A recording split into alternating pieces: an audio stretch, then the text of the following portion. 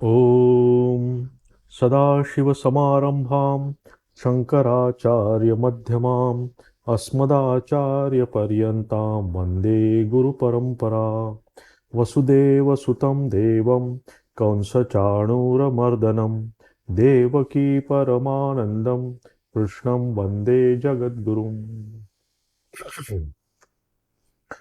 तर आपण आज हा मागच्या क्लासमध्ये 9वा अध्याय संपवला होता.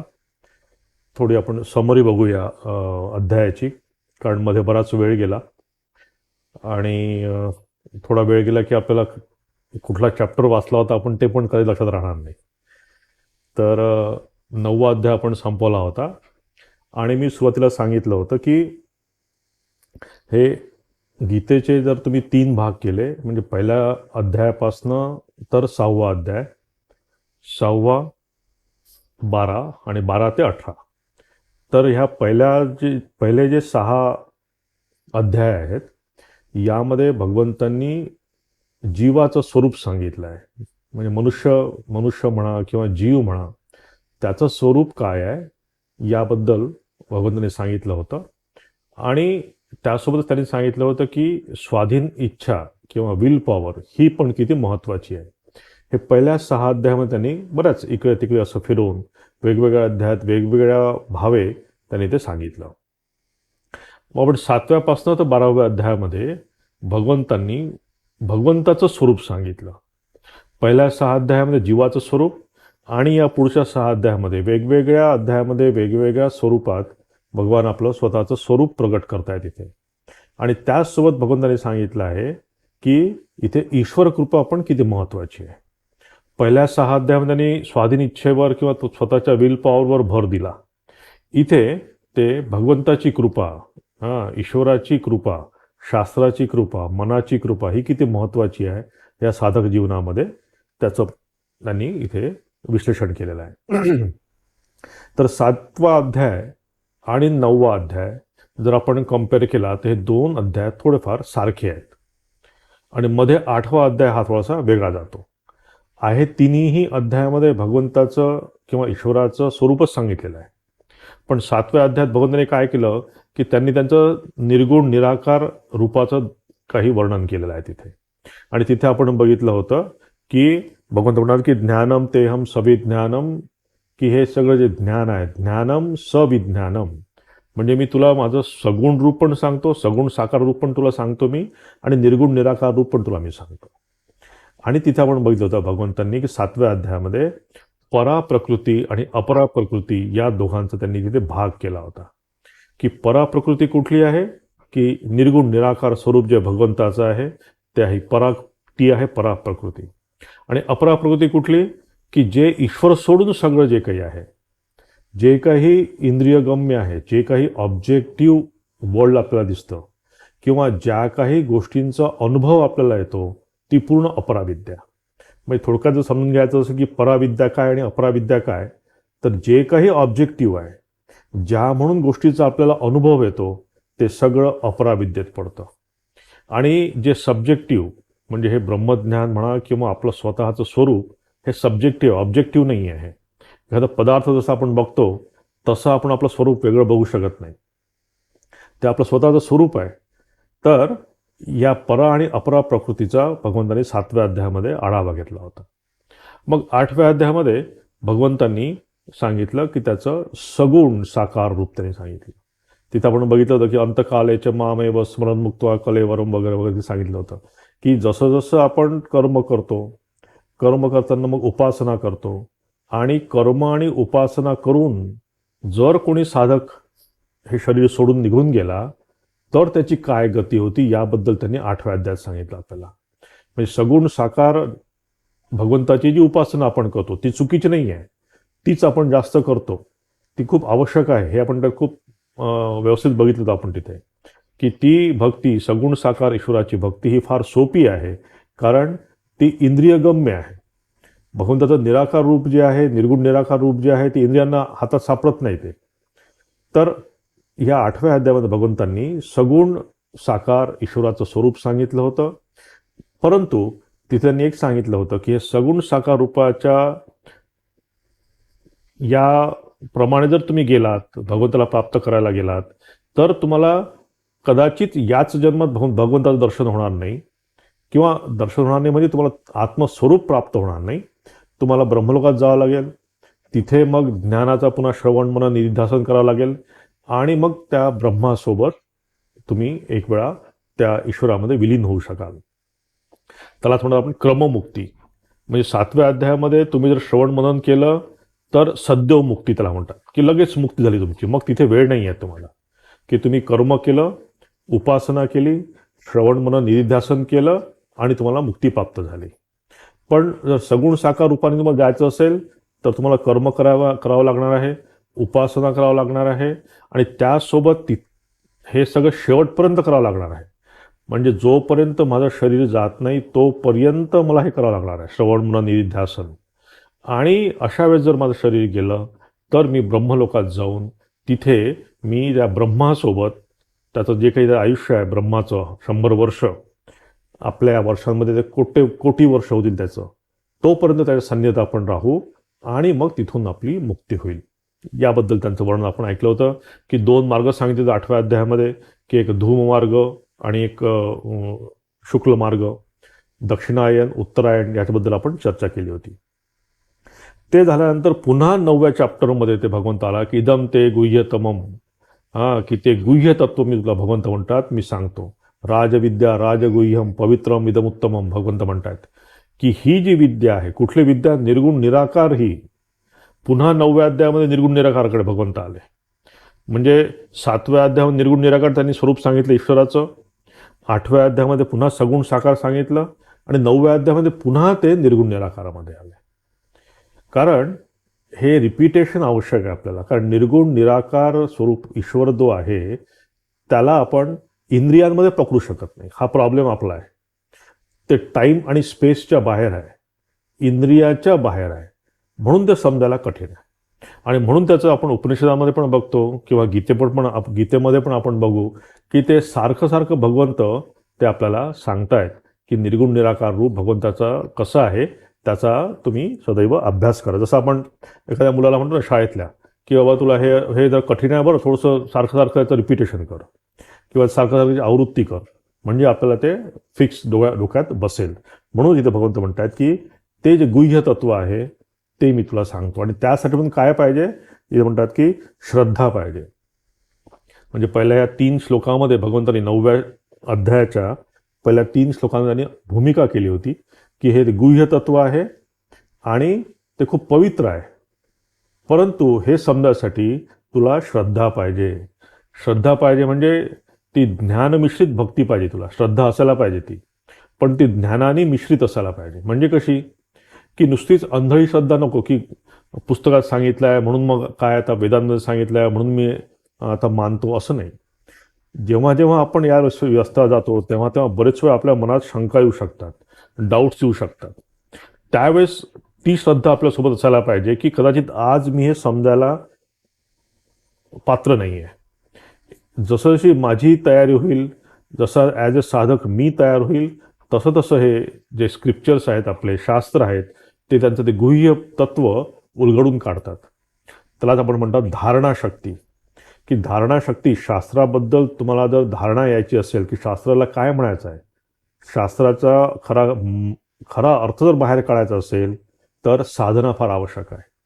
की जोपर्यंत आपण साधना उपासना करतो तोपर्यंत ती धारणा, शास्त्राबद्दलची धारणा आपल्यामध्ये येत नाही. ती धारणाशक्ती जर वाढली आणि त्या उपासनेसोबतच साधनेसोबतच जर तुमचा ह्या जगाचा अनुभव हा पुन्हा आपल्याला काम येत असतो, तर साधना प्लस जगाचा अनुभव या दोघांच्या आधारावर आपण शास्त्राचं खरं मर्म समजू शकतो.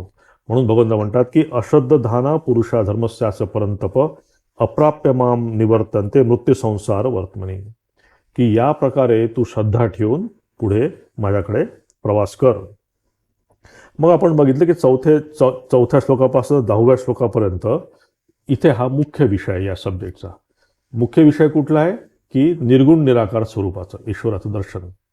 आता हे निर्गुण निराकार रूप कसं आहे भगवंताचं, तिथे त्यांनी काही इम्पॉर्टंट ज्या गोष्टी आहेत समजून घ्यायसाठी, महत्त्वाच्या गोष्टी त्या इथे सांगितल्या. ते म्हणतात की हा ईश्वर जो आहे सर्वगतम. सर्वगतम म्हणजे सर्वत्र, म्हणजे सगळीकडेच आहे तो. कुठे नाही आहे, सगळीकडेच आहे. म्हणजे इथे आकाश पाताळ जिथे म्हणाल तुम्ही तिथे सगळीकडे हा भगवंताचं अस्तित्व आहे. कुठल्या रूपाने? चैतन्य रूपाने. जसे आपण म्हणतो की हवा, हवा कुठे नाही आहे, सगळीकडेच हवा आहे. स्पेस, स्पेस कुठे नाही आहे मला सांगा, सगळीकडे स्पेस आहे. तसंच हे जे निर्गुण निराकार रूप आहे भगवंताचं, हे चैतन्य रूपाने भगवंत सगळीकडे आहे. जेव्हा आपण सगुण साकार रूपाचं दर्शन करत असतो तेव्हा आपण काय म्हणतो की मी माझं शरीर गेल्यानंतर मी विष्णू लोकात जाईल, वैकुंठ लोकात जाईल, श्रीरामकृष्ण लोकात जाईल, किंवा अजून कुठला काली लोक असेल, कुठलेही लोक घ्या तुम्ही. म्हणजे आता आपली धारणा काय असते की ईश्वर फक्त तिथेच लिमिटेड आहे, इथे नाही आहे. म्हणजे माझ्या आत पण नाही आहे, माझ्या अवतीभोवती पण नाही आहे, फक्त तो कुठेतरी आहे. कुठेतरी आहे म्हणजे वैकुंठ लोकामध्ये ईश्वर आहे. म्हणजे आपण त्याला सगुण साकार रूपाचं जे काही भक्ती करतात ते त्याला एका ठिकाणी बांधून टाकतात. पण निर्गुण स्वरूप काय म्हणतो की ते सर्वत्र आहे. मया ततमिदम सर्वम जगत अव्यक्त मूर्तीना, की सगळीकडे आहे मी. कुठल्या रूपाने? आहे मात्र चैतन्य रूपाने. तर हे सगळ्यात महत्त्वाचं निर्गुण स्वरूपाचं एक तत्व आहे. हे समजून घ्यायला पाहिजे आपण की आज मला दिसत नाही आहे, बरोबर आहे. दिसत का नाही आहे? कारण ते इंद्रियगम्य नाही आहे. लगेच ते म्हणतात की अव्यक्तम, की ते अव्यक्त आहे, ते दिसत नाही. जसं बीमध्ये जसं आपण झाड बघू शकत नाही, फक्त बी बघतो. झाड होण्यासाठी ते जरा त्याची प्रक्रिया आहे. तर त्या बियामध्ये ते झाड आहे पण अव्यक्त रूपात आहे. तसंच ते जे ब्रह्म आहे किंवा ईश्वर तत्व आहे हे सगळं सृष्टीमध्ये आहे, पण ते अव्यक्त रूपात आपल्यासाठी आज आहे. कारण काय? त्याचं कारण काय? मुख्य कारण काय आहे की आपले जे इंद्रिय आहेत ते फक्त पदार्थ बघू शकतात. हां, म्हणजे कुठलीही गोष्ट, ऑब्जेक्ट आपलं फक्त मन बघू शकतं किंवा आपली इंद्रिय बघू शकतात. आणि हा ईश्वर जो आहे हा ऑब्जेक्ट नाही आहे. फार मोठी गोची झाली आहे पूर्ण शास्त्रामध्ये की की जे ऑब्जेक्ट नाही आहे त्याला ऑब्जेक्टिव्ह रूपात भगवंतांना दाखवायचं आहे आपल्याला. म्हणून ते समजायला हे कठीण आहे. म्हणून म्हणतात की ते सर्वगत आहे आणि अव्यक्तम आहे. अशब्दम, अस्पर्शम, अरूप, अगंधरस, की सगळं अ आहे. की तो स्पर्शाने, शब्द, स्पर्श, रूप, रस, गंधाने कुठेच सापडत नाही तो, पण आहे त्यातच. म्हणजे फार वंडरफुल आहे की हे सोडून कुठेच नाही आहे तो, त्यातच आहे तो. पण आपण त्या शब्दस्पर्श रूपाच्या त्यात सापडतो. पण मी जो ऐकणारा, खरा ऐकणारा जो आहे, खरा बघणारा जो आहे, खरा विचार करणारा जो आहे, त्या सगळ्या चित्रपटाच्या मागे काय आहे? पडदा. आपण कसं, तुम्ही एखादा सिनेमा बघा, खूप इंटरेस्टिंग डॉक्युमेंटरी किंवा काही खूप सस्पेन्स आहे असा सिनेमा बघा, तुम्हाला कसा वेळ जाईल लक्षात येणार नाही. तुम्ही एकदम गुंतवून जाता त्या पूर्ण स्टोरीमध्ये. तसंच आपण ह्या ऑब्जेक्टिव्ह वर्ल्डमध्ये पूर्ण गुंतवून गेलेलो आहे. आणि त्या ऑब्जेक्टिव्ह वर्ल्डच्या सगळ्या सुख दुःख, हा काय आनंद, शोक, या सगळ्यामध्ये आपण गुंतून गेलेलो आहे. पण त्या पडद्याकडे आपलं लक्ष नसतं. तो पडदा जर आपण बघितला तर या ऑब्जेक्टिव्ह वर्ल्डसोबत आपण कधीच वाहवला जाणार नाही. म्हणून इथं भगवंताचं सांगणं असं आहे की हे निर्गुण निराकार रूप जे आहे हे आहे सबस्ट्रॅटम. ह्या सगळ्याचा बेस आहे पूर्ण. आपण तो बेस बघत नाही आणि या चित्रामध्ये जेव्हा आपण गुरफडून जातो तेव्हा आपण म्हणतो की हे कुठं आहे भगवंत? इथे सगळं सुख आणि दुःखाचा सगळा पसार आहे. जिथे जिथे मी सुख शोधायचा प्रयत्न करते दुःखच मिळतं मला. पण तुला कोणी सांगितलं स्टोरीत गुंतून राहा? ते स्टोरी आहे. तर 3 तास संपले की संपलं, तुम्हाला बाहेर हाकलतील तुम्हाला ते. तर या सगळ्या प्रॉब्लेममुळे, म्हणजे या सगळ्या या इंद्रियांच्या मध्ये तो आहे, पण इंद्रियांना कुठेच तो त्याच्या तावडीत सापडलेला नाही आहे. म्हणून त्याला म्हणतात की सर्वगत तो आहे, अव्यक्त आहे आणि या पूर्ण मिथ्या जगाचा तो अधिष्ठात्र आहे. अधिष्ठाता म्हणजे सबस्ट्रॅटम, आधार. म्हणजे या जगाचा आधार कोण आहे? काय आहे आधार जगाचा? हे जे आपण बघतोय ते सगळं सृष्टी बघतोय. म्हणजे जागृत जगाचा आधार काय आहे? हे जागृत जगत आहे. की आता मी जागा आहे, मी कॉन्शियस आहे. हे कॉन्शियस असल्यामुळे मला हे सगळं जगाचा अनुभव येतो आहे. तर माझ्या अनुभवाचा आधार काय आहे? हे जग आहे. मग जेव्हा मी स्वप्न बघतो, स्वप्नामध्ये स्वप्न जगाचा आधार काय आहे? स्वप्न जग आहे. कारण जेव्हा मी स्वप्नात असतो तेव्हा हे जग राहत नाही. या जगाचा तेव्हा विसर पडतो. मी तेव्हा कुठे छान फिरत असतो, माझे वेगळे सोबती असतात तेव्हा, आणि त्या जगात मी वावरत असतो नेहमी. हे जग सुटून जातं माझं सगळं. म्हणजे जागृत जगासाठी हे जागृत जे विश्व आहे तो आधार आहे, स्वप्नासाठी स्वप्नाचा आधार आहे, आणि सुषुप्तीमध्ये जेव्हा असतो तेव्हा आपल्याला काहीच माहीत नसतं. तेव्हा आपलं जागृत जग पण नसतं आणि स्वप्न जग पण नसतं.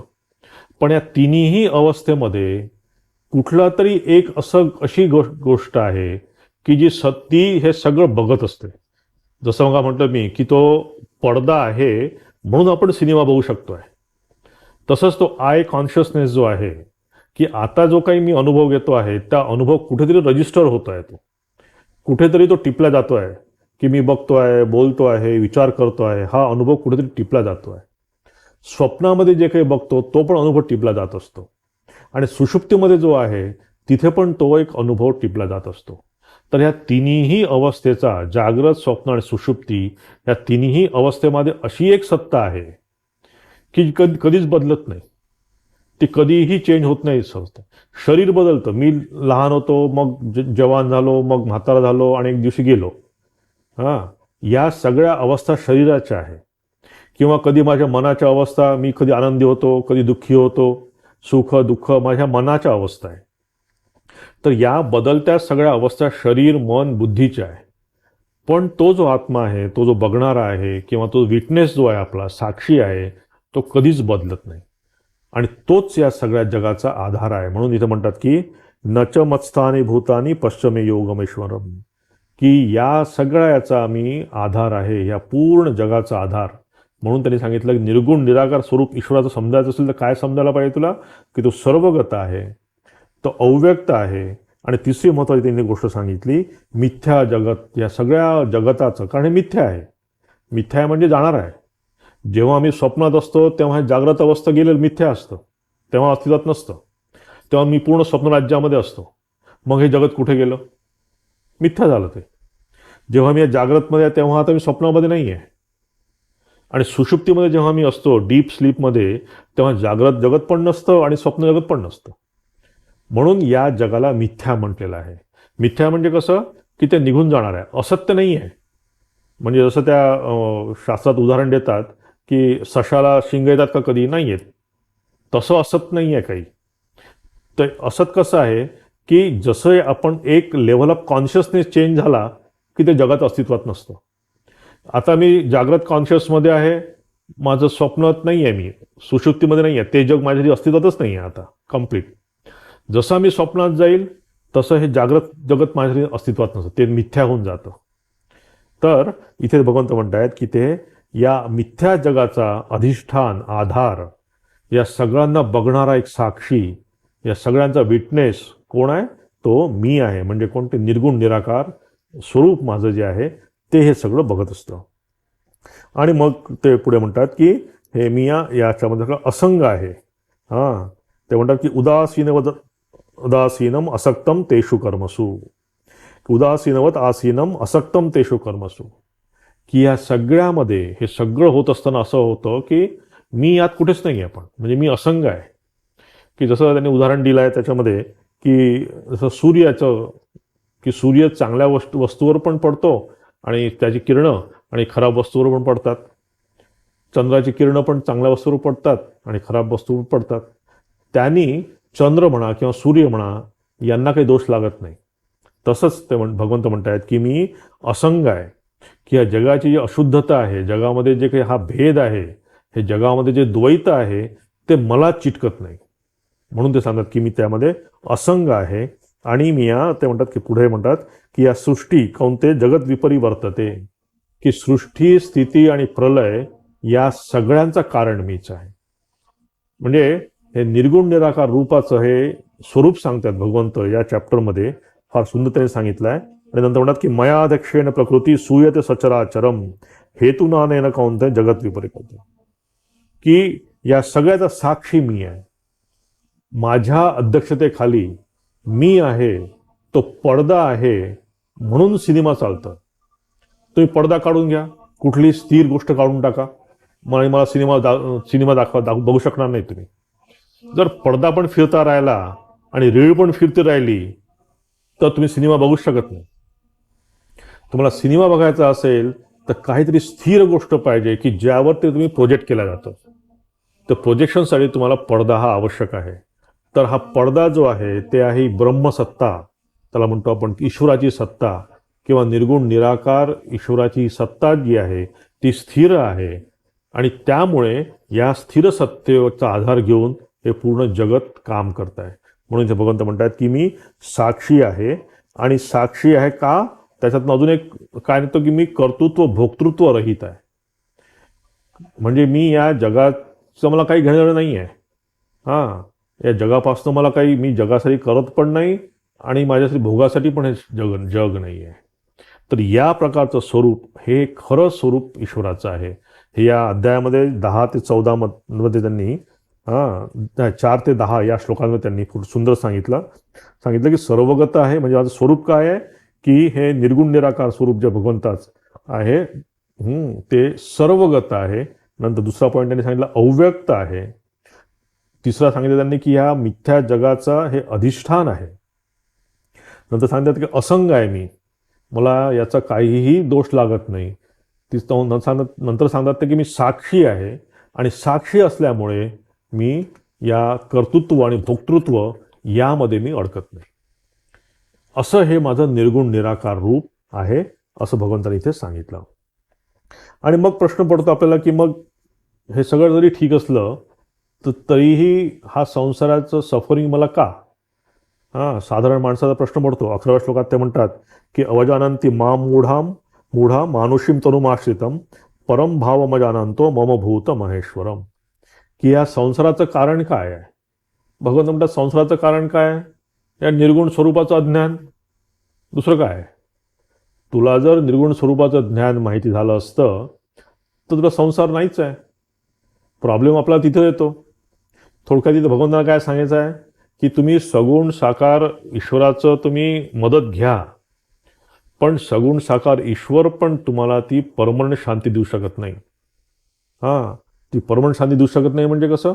कारण पुन्हा ते पण जाणार आहे. म्हणजे जो कोणता ईश्वर अवतार घेऊन आला म्हणजे त्याला पण डेट ऑफ काय बर्थ असते आणि त्याचा पण जायचा दिवस असतो, एक प्रयाणाचा दिवस असतो ईश्वराचा पण. तो पण परमनंट नाहीच आहे. म्हणून इथे भगवंत थोडक्यात सांगतायत की या पूर्ण सगुण ईश्वराच्या म्हणजे त्याचा फायदा घ्यायला पाहिजे आपण सगुण ईश्वराचा आपल्याला चढायसाठी म्हणून. पण तो पण एक लिमिटेड आहे सगुण ईश्वराचं स्वरूप. ते पण या स्पेस टाईममध्ये पडतं. मीच म्हणजे माझं हे निर्गुण स्वरूप जे आहे हे या सगळ्याच्या वरती आहे. मी साक्षीरूपाने तुम्हाला सदैव भज, त्यांनी काय होईल? तुला कायमची शांती मिळेल. आणि यावर उपाय काय? म्हणून मग ते 12वा श्लोक ते जवळपास 19 श्लोकापर्यंत ते सांगतात उपाय काय सांगतात ते की भक्ती, म्हणजे ज्ञानमिश्रित भक्ती ते सांगतायत. भक्ती तर आहेच. ह्या भक्तीचे आपण वेगवेगळे स्तर आपण खूप बऱ्याच श्लोकांमध्ये बघितले आपण की सगुण साकार ईश्वर म्हणजे सगुण रूपाचं भक्ती करणं, रूपाची भक्ती करणं. त्यात पण आपण बघितलं सकाम भक्ती आहे की काहीतरी माझ्या मनात कामना ठेवून भक्ती करणं. त्यानंतर मग निर्गुण भक्ती आहे, सगुण रूपाची पण निर्गुण भक्ती की मला काहीही नको आहे भगवंताकडनं, फक्त मला माझं चित्त शुद्ध व्हावं, मन शुद्ध व्हावं, त्यासाठी म्हणून मी भगवंताची प्राप्ती करायचा प्रयत्न करते आहे. म्हणजे कर्मरूप भक्ती, उपासनारूप भक्ती. आणि नंतरची आहे ही श्रवण मनन निध्यासन रूप भक्ती. जो साधक या तिन्ही भक्तींमधनं गेलेला आहे, म्हणजे ज्यांनी कर्माथ्रू भगवंताची भक्ती केली आहे, ज्यांनी उपासना थ्रू भगवंताची भक्ती केली आहे, आणि हे केल्यानंतर ज्यांनी श्रवण मनन निध्यासन पण केलेलं आहे, म्हणजे वेदांताचा विचार पण केला आहे, हाच साधक हा खरोखर भगवंतापर्यंत पोचू शकतो.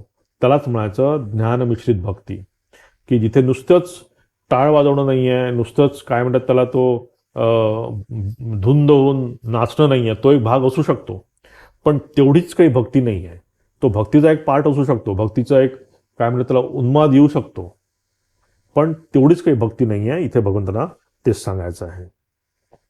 आणि पुढच्या मग 20 ते 29 श्लोकापर्यंत वेगवेगळ्या प्रकारची भक्तीचं रूप इथे भगवंत सांगतायत की त्रैविद्यामाम सोपमा पूत पापा यज्ञ दृष्ट्वा स्वर्गतीम प्रार्थयन्ते वगैरे वगैरे, की माझी सकाम भक्ती जी आहे, की सकाम भक्ती जे करतात, हां, सगुण ईश्वराची पण सकाम भक्ती जे करतात ते काय होतं, त्यांना स्वर्ग प्राप्त होतो. तो स्वर्गात जातात. हां, तिथे खूप उपभोग घेतात. हां, स्वर्गलोक विशाल स्वर्गलोक, स्वर्ग ते तेतम भुक्त्वा स्वर्गलोकम विशालम क्षीणे पुण्य मर्त्यलोकम विशंती, की जे साधक ईश्वराचं सकाम भक्ती करतात ते विशाल साम्राज्य, विशाल आनंद, सुख तिथे उपभोगतात.